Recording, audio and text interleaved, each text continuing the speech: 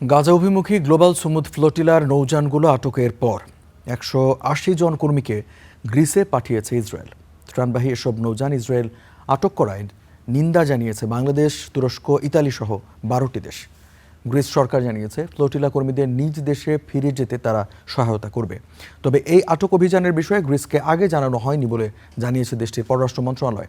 আয়োজক সংগঠন Sumud flotilla জানিয়েছে গ্রিসের জলসীমায় গাজার জন্য ত্রাণবাহী নৌবহরের ৫৮টি জাহাজের মধ্যে ২২টি আটক করেছে ইসরায়েল। এদিকে ইসরায়েলের প্রধানমন্ত্রী বেনিয়ামিন নেতানিয়াহু বলেছেন, ইউটিউব প্ল্যাটফর্মে গাজা দেখেই সন্তুষ্ট থাকতে হবে ফ্লোটিলা কর্মীদের। কোনো ত্রাণবাহী জাহাজ বা হামাস সমর্থক ইসরায়েলি অবরোধ ভাঙতে পারবে না বলেও সতর্ক করেন তিনি। অন্যদিকে ফ্লোটিলার নৌবহরগুলোতে ইসরায়েলি অভিযানের বিরুদ্ধে বিক্ষোভ করেছে তুরস্ক ও গ্রিসের সাধারণ মানুষ। গাজা সমর্থনে ও ইসরায়েলি জলদস্যুতার বিরুদ্ধে প্রতিবাদ জানান তারা।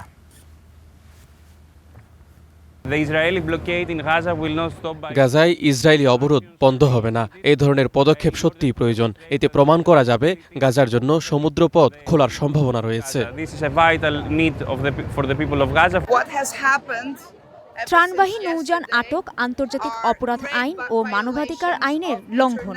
ইসরায়েলি সেনাবাহিনী যাদের আটক করে তারা কোনো অপরাধী নয়, তারা সাধারণ মানুষ।